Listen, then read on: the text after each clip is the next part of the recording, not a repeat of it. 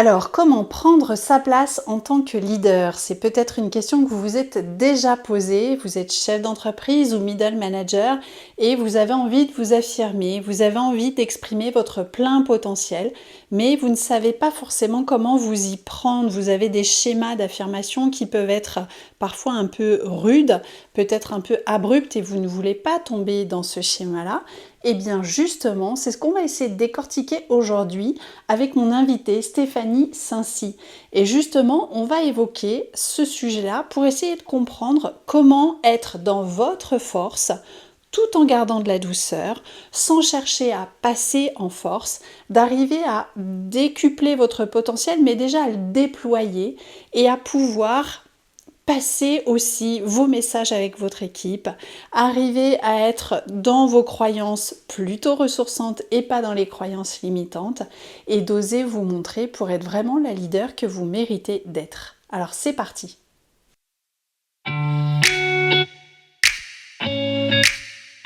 Bon, alors bienvenue sur ma chaîne YouTube Leader Sereine. Je suis Valérie Richard, votre coach en leadership, et cette semaine, j'ai le grand plaisir d'accueillir Stéphanie, qui est mon invitée pour cette nouvelle vidéo. Bonjour Stéphanie, comment vas-tu? Bonjour Valérie, bah, écoute, je vais bien, je suis ravie d'être là et de parler de ce sujet qui nous passionne toutes les deux, justement. Exactement, tout à fait. Alors, moi, rapidement, pour présenter Stéphanie, puis après, je te laisserai bien sûr te présenter plus en détail, mais on a fait connaissance finalement grâce aux réseaux sociaux et notamment sur Instagram. On a pris le temps d'échanger, de se connaître et puis, moi j'avais aussi envie d'inviter des personnes sur cette chaîne YouTube pour, pas être la seule à porter cette parole-là et échanger autour du leadership. Je trouvais intéressant de pouvoir inviter, d'autres personnes, dont c'est le sujet aussi. Voilà, donc j'ai pensé à toi et je me suis dit que ça pouvait être intéressant. Donc, effectivement, toi de ton côté, tu es, coach également, tu accompagnes des dirigeantes et aussi des équipes, et avant ça, tu vas nous en parler, mais tu as eu, une autre expérience de vie en tant qu'ostéopathe en libéral. Donc, ça va être intéressant de pouvoir, combiner un peu tes différentes expériences pour voir, quel est, justement ton retour et la façon dont tu accompagnes tes clients. Alors, je te laisse peut-être nous en dire un petit peu plus sur toi. Oui, alors méfie-toi parce que je suis une pipelette, donc si c'est trop long, tu me coupes, il y a pas de souci. Souci. Donc effectivement, moi, alors j'ai toujours été entrepreneur, ça fait 16 ans que je suis à mon compte, 4 ans effectivement que je fais du coaching. Et ce qui m'a amené à ça, c'est effectivement, ma première vie professionnelle. C'est-à-dire qu'au départ, j'étais ostéo, donc moi, j'ai toujours été dans l'accompagnement. Ça fait 16 ans que je suis, en lien en permanence avec les personnes pour qu'elles se sentent bien. C'était ça mon leitmotiv, hein. Je crois depuis le CE2, j'ai vécu ma vie, c'est d'être, avec les gens, faire en sorte qu'ils se sentent bien, j'ai toujours, beaucoup motivé, inspiré et cetera. Mmh. Et ma première porte d'entrée vers ce bien-être, c'était vraiment la partie, corporelle. C'était important pour moi que ce soit, d'ailleurs l'ostéo, plutôt que par exemple la kinésithérapie parce qu'il y avait un côté vraiment très holistique. Moi, j'ai une Mmh. vision très globale des choses, et même si bien sûr je vais dans le détail, ça n'empêche que, j'avais besoin pour moi tout est relié, aussi bien la tête, le cœur que le corps. Et j'ai retrouvé ça pendant un temps sur la partie ostéo et ensuite j'ai été frustrée parce que, la démarche entre l'ostéo et le coaching n'est pas du tout la même. C'est-à-dire que, en ostéo, j'avais le sentiment que mes patientes, parce qu'il y a beaucoup plus de femmes là aussi, venaient pour être pris en charge. Là où moi, ce qui m'intéresse, c'est de rendre les gens autonomes et de les Ouais. faire monter en compétences. Et effectivement, comme toi, je suis aussi beaucoup sur les femmes parce que, autre fait marquant de ma vie, je suis maman et j'ai 2 filles. Elles ont aujourd'hui, 12 et 9 ans et pour moi, c'est, important qu'elles aient confiance en elles. Ça a été vraiment le point de départ de toute cette quête de développement personnel et du coup, d'arriver sur le coaching. C'était vraiment de dire: «Comment je peux faire pour qu'elles aient confiance en elles?» Donc je me suis formée à beaucoup de choses, notamment, tout ce qui était éducation positive. J'ai compris au passage que pour leur amener les bonnes clés, pour pouvoir les encourager, les accompagner, elles avaient besoin que moi je sois dans une que j'incarne les valeurs que je voulais transmettre. Donc je me suis regardé le nombril et donc du coup, je suis allée creuser à me dire: «OK, où j'en suis, moi, en termes de confiance. J'ai toujours été cette bonne élève, sérieuse et discrète. Tu sais, j'avais ce truc de Mm. il faut être parfaite, il faut bien faire, et si je fais bien, on viendra me chercher. Et en accompagnant mes filles, j'ai compris que pas du tout, ça marche pas comme ça.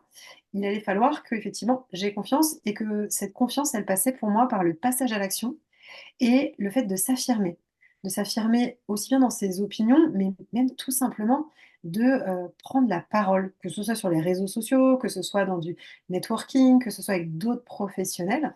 Hem et donc j'ai travaillé là-dessus et je me suis rendu compte qu'en fait, il y avait un paquet de femmes qui, avaient ces blocages aussi, par toute l'histoire, par lesquelles on passe, hein, depuis des générations et cetera. Et je me suis dit: «OK, comment je transforme ces patientes qui viennent pour être prises en charge versus elles se prennent en charge, elles sont actrices de leur vie». Et comme cette partie professionnelle, elle est très importante pour moi et très reliée aussi à mon perso, c'est-à-dire que si je suis bien dans mon pro, je suis bien dans mon perso, si je suis bien dans mon perso, je suis bien dans mon pro. Je me suis dit: «OK, bah, après, plusieurs années de coaching, je me suis dit: «Ce qui m'intéresse encore plus, effectivement, c'est ce côté entrepreneurial», puisque je l'ai toujours été. Donc aujourd'hui, voilà, je suis coach et formatrice et j'accompagne effectivement les entrepreneurs, les CEO, les dirigeantes et les équipes à monter en compétence sur le leadership, c'est-à-dire prendre effectivement cette autre posture, c'est-à-dire penser différemment pour pouvoir justement obtenir des nouveaux résultats. Donc je le fais, en coaching individuel. J'ai aussi, pour les personnes qui habitent dans les Yvelines, du coaching de groupe et j'adore faire des formations, vraiment sur des outils pratico-pratiques du leadership et aussi faire des conférences parce que j'ai cette envie d'être dans la montée en compétences des femmes, mais pas dans, je vais être encore plus forte. C'est plutôt comment je Mm. suis dans ma force et comment je prends ma place, effectivement, en tant que femme, comment j'assume, mes couleurs dans mon leadership, comment je vais, communiquer sans prendre, comment dire? Sans prendre l'ascendant sur l'autre. Moi, ce qui Mm. m'intéresse, c'est comment on va s'enrichir, dans la diversité et dans la richesse les uns les autres. Donc voilà, Ouais. c'est ça tout mon parcours résumé en quelques minutes. Ouais, challenge. Donc voilà.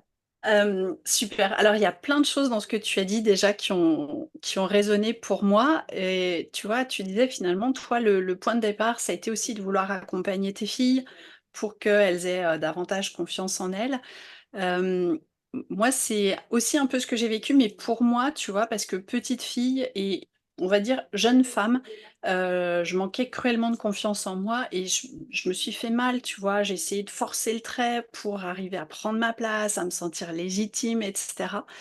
Et je sentais bien que c'était pas ça la bonne voie. Je l'ai surtout senti quand j'ai commencé à avoir, des crises d'angoisse, des problèmes, physiques, hein, tu vois? Qui se sont manifestés. Le corps m'a rappelé à l'ordre, donc là aussi je te rejoins, hein, c'est un tout. C'est finalement, ce qu'on ressent, ce qu'on se dit dans notre tête et puis ce que notre corps nous envoie aussi comme message.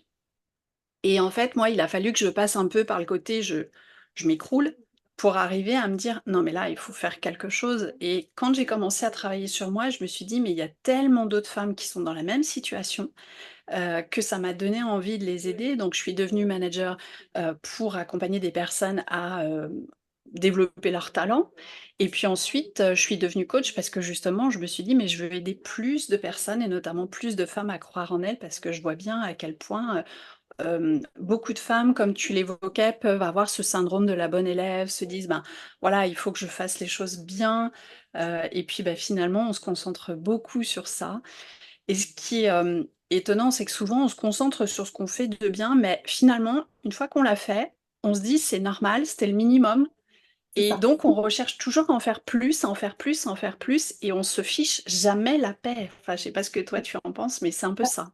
Bah, bien sûr, en fait, quand je parle du fait que mon leitmotiv, c'est de me dire: «Tiens, comment je peux faire pour que mes filles, elles aient confiance en elles?» C'était bien parce que moi, j'en avais cruellement manqué et je sentais bien qu'il y avait une part de moi qui disait: un jour, j'aurai cette confiance qui va me tomber du ciel», heu et je me démenais et pareil, je me disais: «OK, il faut que je sois parfaite, il faut que je fasse toujours plus». J'avais vraiment ce côté de: «Il faut que je sois excellente et modeste». Et en Ouais. fait, il y avait une part de moi qui était rageuse de me dire: «Mais il y en a qui parlent alors qu'ils sont nuls ou qui sont médiocres ou qui sont moins bons que moi». Et en fait, pendant longtemps, j'ai été hyper en colère, face à ça, jusqu'au moment où j'ai compris qu'en fait, ils avaient une grande compétence que je n'avais pas. C'était Mmh. la capacité effectivement de se montrer, d'oser, de dire les choses et de voir leur potentiel. Ouais. Ce que j'ai appris aussi avec mes filles, et peut-être que ça te parlera, c'est que j'ai été confrontée, hein, comme beaucoup de mamans avec des enfants en bas âge, aux tempêtes émotionnelles. Mmh. Et je me suis beaucoup renseignée jusqu'à aller faire tester mon aînée, Mmh. qui est une haut potentiel.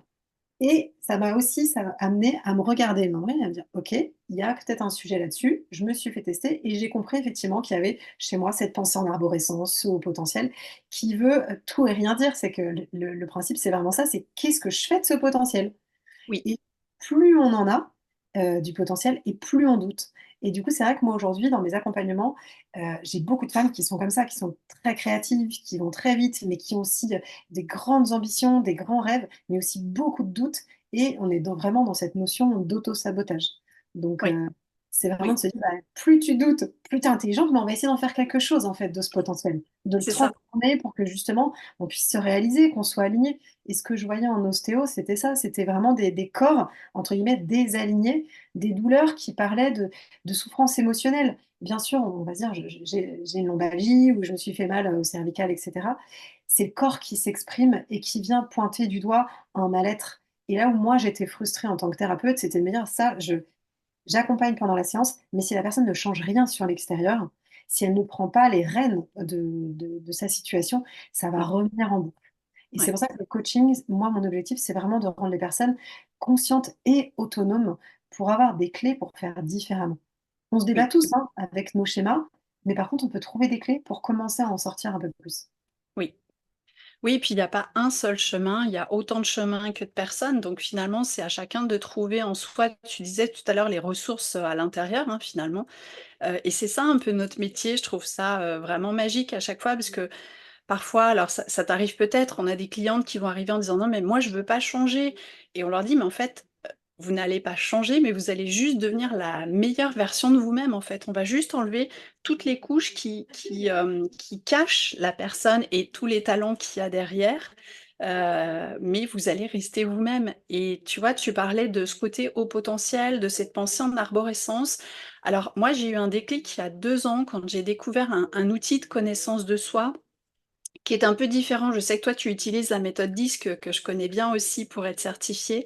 Mais j'ai découvert un autre outil, alors, qui est peut-être un peu plus ésotérique aussi, qui est le Human Design Mmh. et où on vient regarder le fonctionnement énergétique de la personne et moi, par exemple, en découvrant que j'étais manifesting generator, j'ai compris pourquoi j'avais autant d'énergie qui bouillonnait et j'avais besoin de faire 4, 5, 6 trucs à la fois, ce qui me frustre régulièrement parce que je m'auto-fatigue. Oui.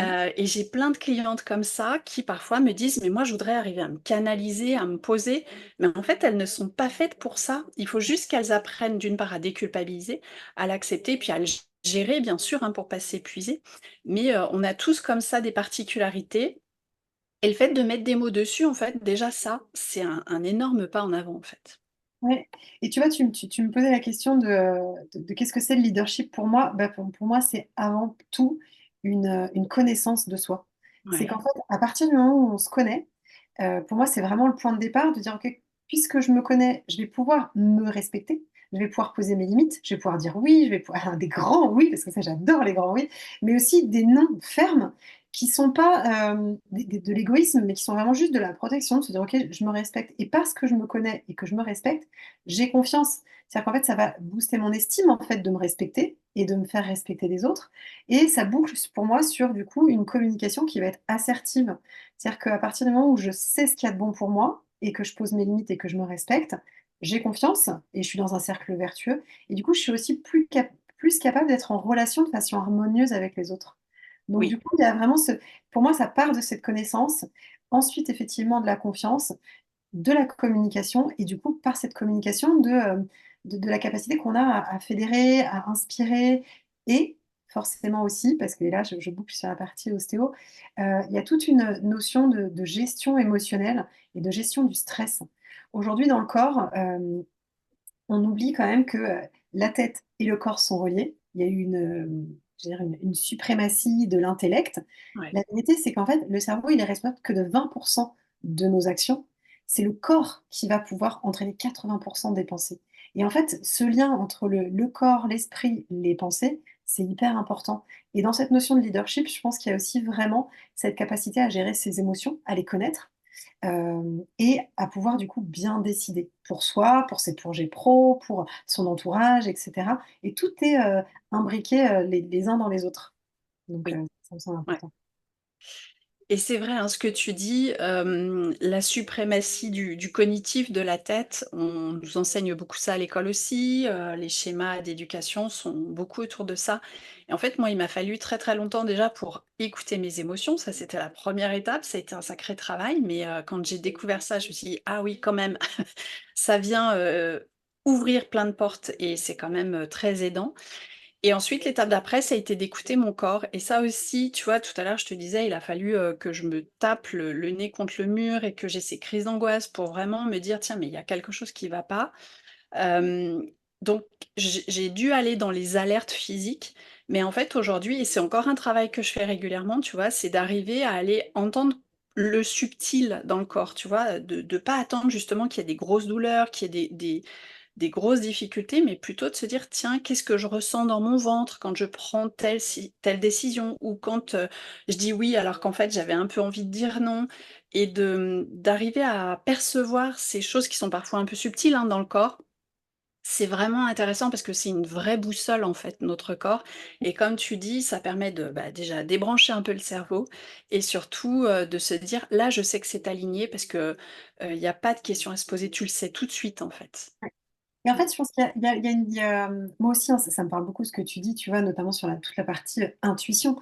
C'est-à-dire qu'il Mmh. y a des choses, tu ne sais pas pourquoi c'est là et en fait, tu as pas forcément besoin de savoir pourquoi. En fait, on s'en fout Ouais. et d'ailleurs en coaching, hein, le pourquoi, on laisse plus de côté et c'est se dire, en fait, voilà ce qui est, que ce soit, voilà, le parcours et la situation dans laquelle je suis, mais voilà aussi mon ressenti. Maintenant, qu'est-ce qu'effectivement j'en fais? Est-ce que je l'écoute? Est-ce que je l'écoute pas? Mais c'est vrai que, moi aussi, hein, tout à l'heure, tu parlais de ça me faisait penser au «sois forte et fais des efforts». Mmh. J'ai été ça, de me dire: «Je vais passer en force, il faut que je prouve ma valeur, il faut que j'en fasse toujours plus, c'est impossible de déléguer, je peux pas demander d'aide», tu vois? Moi aussi, j'étais dans tous ces stéréotypes, hein. De toute façon, je pense que, en tant qu'accompagnant au sens large, que ce soit thérapeute, ou coach et cetera, on vient quand même, travailler des trucs sur soi à chaque fois qu'on est en accompagnement. Donc Oui, on a des clients ou des clientes qui nous font écho à tous ces points-là, qui nous ouais, permettent de réancrer des choses. Enfin, en tout cas, moi, je veux bien qu'à chaque séance, il y a des petits ah ça me parle, ouais. voilà, qu'on met en lumière, mais c'est vraiment ça, c'est de se dire le corps donne des infos Mmh. et pendant longtemps, tu vois, je me suis dit: «Tiens, est-ce que le mot intuition est un mot que je peux garder?» Parce que je sais que c'est un vrai truc, mais tu vois, comme toutes ces choses qui sont pas spécialement cartésiennes, Mmh. c'est pas forcément, valorisé alors qu'il y a un vrai savoir du corps, il y a un vrai savoir énergétique, hein, comme tu disais aussi et qui est, voilà, pas cartésien, donc quid de comment je le ramène dans le concret, comment je le rends tangible, comment je le rends palpable. Voilà, peut-être qu'on a juste pas besoin de l'expliquer, mais effectivement se reconnecter à cette intuition, pour moi, c'est aussi ça. Le leadership, c'est, être connecté à soi, connecté à ses ressentis. Il y a une histoire de feeling, enfin, il y a, tout ce côté, oui, innovation, oui, créativité, mais effectivement, intuition aussi, je pense beaucoup. Ouais. Et c'est vrai que ça demande d'avoir confiance en soi parce que parfois tu sens intuitivement que quelque chose ne va pas ou qu'au contraire, il faudrait aller dans cette direction. Mais des fois, le mental a tellement pris l'habitude d'être aux commandes, qu'on s'auto-sabote en disant: «Mais non, je vais pas le faire pour telle et telle et telle et telle raison». Donc on se met à analyser, alors que finalement, l'intuition est là et que ça permettrait d'être aligné, de se sentir bien. Mais c'est difficile de l'écouter et de se faire confiance en disant: «Bon allez, je sais pas pourquoi mais j'y vais». Moi la 1re fois où ça a été très flagrant, c'est quand j'ai changé, de poste. J'étais dans un grand groupe, je travaillais dans le groupe Adecco et j'étais plutôt en réussite. J'étais responsable de plusieurs sites et les valeurs de cette entreprise ne me correspondaient plus, donc j'ai fait le choix de démissionner pour partir et trouver un autre emploi et tout le monde m'a dit: «Mais tu es complètement, dingue». Et le poste que j'ai trouvé, c'était dans une PME qui n'était pas connue, c'était, même une start-up qui avait commencé, tu vois, à progresser et donc tout le monde me disait: «Mais tu ne sais pas si cette entreprise va être viable, tu te rends compte du risque que tu prends?» mais je saurais pas l'expliquer. Au fond de mes tripes, je savais que c'était là que je devais aller et je regrette pas parce que ça a été ensuite 8 années, exceptionnelles dans cette entreprise où j'ai été responsable commerciale, où on a été en réussite et puis ça m'a amené progressivement au coaching. Donc c'était vraiment là que je devais aller, mais tu vois, si j'avais pas écouté cette intuition et que j'avais laissé les discours de tout le monde et mon mental, me diriger, bah, j'aurais certainement pas eu le parcours que j'ai eu après, quoi. Ouais. Et c'est vrai Mmh. que je dis souvent, il y a le choix du cœur et le choix de la raison. Mmh.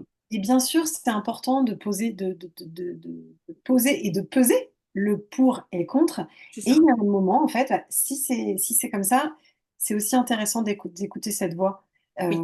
Je trouve que pour se reconnecter à cette intuition, tu vois, moi j'aime bien me rappeler des moments où je ne l'ai pas écoutée et où je me suis Mmh. pris au mur, parce que c'est arrivé plein de fois, hein, c'est pas parce qu'aujourd'hui je sais que c'est intéressant que je le fais 100% du temps. On est Euh, d'accord. donc j'aime bien me rappeler de dire: «Tiens, là, je me disais quand même qu'il y avait un truc, qu'il fallait pas que j'y aille, mais je me suis pas fait confiance. Donc du coup, en fait, je me suis pris le mur» et du coup, ça me fait penser que mon curseur était quand même juste et pareil, toutes ces fois où, je me suis dit: «Tiens, mais même juste partir en voyage, c'est-à-dire, tiens, on va choisir cette destination». Quelque chose qui peut paraître anodin, mais pourquoi tel pays plutôt qu'un autre? Tu le sais pas, tu y vas, ton voyage se passe bien et ben ça, c'est quand même que justement tu t'es écouté, ça a été fluide, ça a été facile et je trouve que c'est intéressant de peser en fait quand même d'aller mesurer finalement l'impact de nos choix parce que ça ramène un peu de cartésien, ça rassure, on a besoin de ce sentiment de sécurité et c'est Oui. vrai que je trouve que dans cette notion de leadership, il y a 2 choses qui sont importantes pour moi, c'est effectivement l'audace et du coup le courage qui vont avec. Parce que comme on a besoin dans la pyramide de Maslow, besoin physio, besoin de sécurité, c'est important. Mais pour aller vers le haut, bah, effectivement, il faut dépasser les différentes strates et ça demande du courage, de la persévérance, de la détermination, de la patience, ce qui est un de mes gros challenges, hein. Mais du coup, voilà, toutes ces parties-là, elles s'embriquent et je pense que cette notion de courage, comme tu dis, quand tu t'en parlais et que tout le monde ne comprenait pas, personne ne comprenait ton choix, bah, c'est ça en fait. C'est se dire, j'y vais, j'y crois, je me donne les moyens et oui, c'est des choix audacieux, c'est des choix courageux et je pense que ça fait partie du leadership. Ouais. Super. Alors il y avait une question aussi que je voulais te poser, quand tu accompagnes des femmes chefs d'entreprise, j'imagine que tu rencontres parfois ces questionnements autour de, l'ambition, autour de, «Oui, mais alors finalement, si je gagne très bien ma vie ou que j'ai plus d'argent, est-ce que, c'est bien? Est-ce que», et je trouve qu'il y a de plus en plus de paroles qui se libèrent par rapport à ça, ce qui est très bien. Mais on voit souvent des femmes, se sentir presque mal à l'aise, d'avoir de l'ambition, de vouloir gagner très bien leur vie. Comment est-ce que toi tu gères ça? Qu'est-ce que tu leur dis à ces clientes-là? Bah, déjà, en fait, moi, j'ai toujours ce côté, je ramène ça, à, à elles, petites filles. Qu'est-ce qui fait qu'elles en sont là? Qu'est-ce qui fait qu'en fait, elles ont du mal à se donner l'autorisation? Parce qu'en fait, c'est vraiment des autorisations à se donner, hein. Et effectivement, moi, je vois bien pourquoi ça m'intéresse aujourd'hui qu'il y ait plus de rôles modèles féminins, parce que c'est pour ça que je m'intéresse principalement aux femmes. C'est parce que j'ai envie que moi, ce soit plus facile pour moi, j'ai envie que ce soit plus facile pour mes filles. Je me dis, plus on va faire boule de neige, plus ça va faire grandir. Et puis, je remets aussi beaucoup dans le contexte. Je veux dire, en fait, quand pendant des milliers d'années, la femme a eu moins de droits, moins de possibilités de croissance, forcément, c'est difficile. Forcément, ça dérange un ordre établi. Oui, Oui, les choses bougent, mais elle bouge pas aussi vite que toutes les années dans lesquelles ça a été l'inverse. Donc je dirais qu'on travaille beaucoup sur la perspective. J'aime beaucoup travailler les croyances de 2 façons. D'abord avec des contre-exemples, parce que souvent on se dit, «La femme ambitieuse, du coup, c'est une mauvaise mère». Donc c'est chercher l'exemple, de dire: «OK, est-ce que tu connais une femme qui est ambitieuse ou qui a un gros poste et que tu juges être une bonne maman?» Parce que comme la croyance est une généralisation, une omission ou une distorsion de la réalité, bah, on remet un petit peu de factuel, vraiment. Je dirais avec voilà, ces contre-exemples et après, c'est aussi chercher, dans ces croyances limitantes qu'on a de, je dois si je parle, je vais être prétentieuse, ou effectivement, être ambitieuse, c'est être une mauvaise mère. Hem, on va chercher finalement les avantages et les inconvénients de chacune des situations. Sur OK, admettons, je prends un exemple très simple, hein, parce que la prétention, par exemple, c'est quelque chose qui revient beaucoup. Si je prends la mmh, parole ou parler de moi, c'est être prétentieuse. OK. ouais, Quel est l'avantage à parler de toi? Qu'est-ce que ça va amener? On cherche les points. Après, on se dit: «OK, très bien, maintenant que tu as trouvé les avantages, est-ce qu'ils te faisaient peur?» On va aller regarder finalement la position dans laquelle tu es. Par exemple, je suis modeste, je ne parle pas de moi, je ne partage pas mes victoires, mes réussites. OK? Quel est l'inconvénient à pas le faire?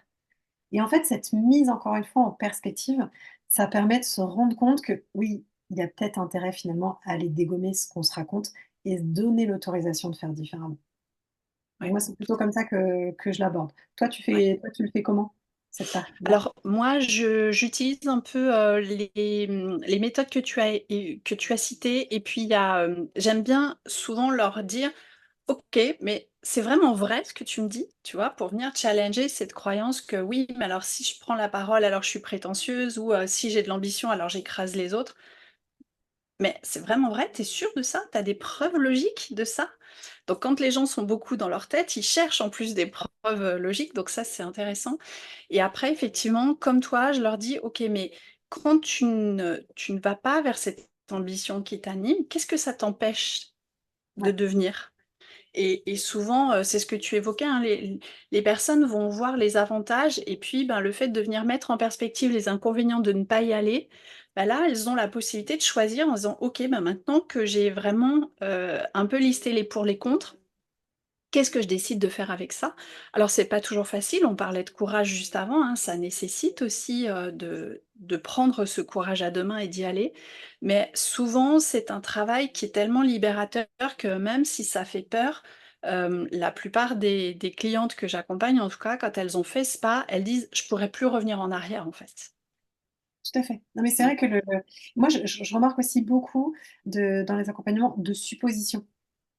Et ça, effectivement, c'est tu vois, pareil, c'est le mental, qui s'emballe, c'est, le la peur, donc tu vois, émotion, du futur dans toute sa splendeur, de se dire: «Ah, et si, et si, et si, et si?» Et donc c'est vrai que Ouais, c'est reconnecter aussi à l'instant présent.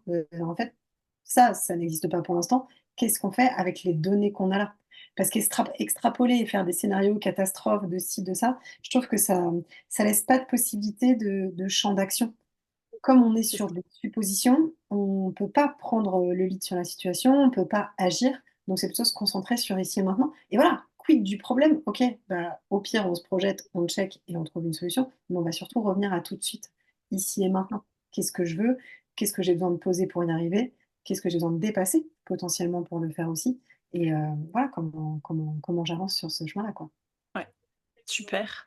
Mmh. Bon, c'est chouette, on a évoqué plein de choses déjà, le temps passe très, très vite.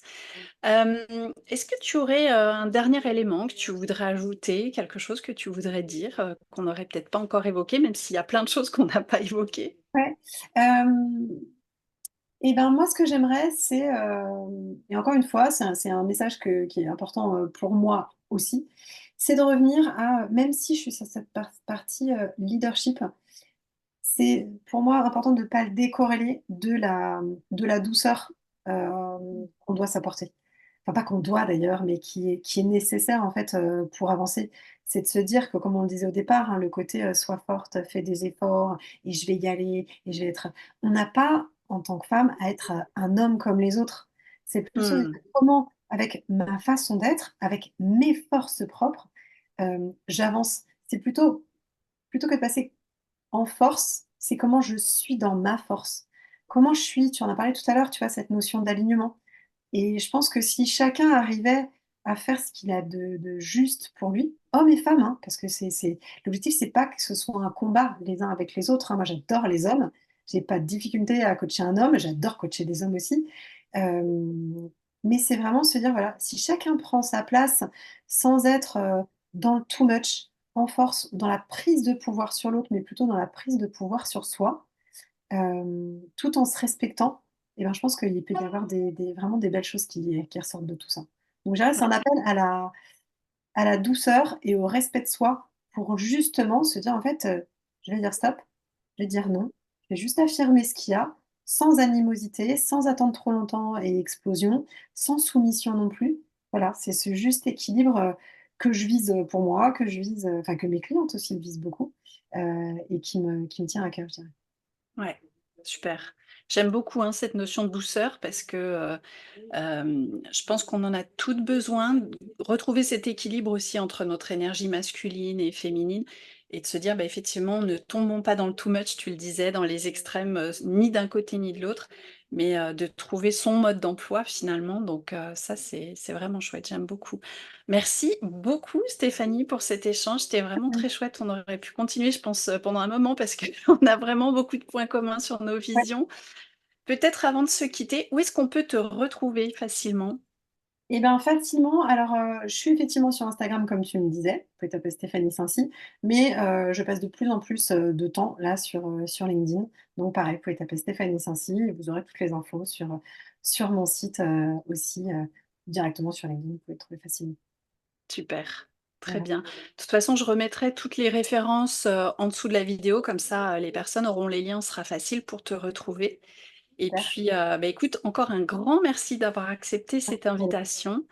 temps. Je te souhaite une bonne fin de journée, puis je te dis à bientôt. Oui, merci. Bye Valérie. Bye.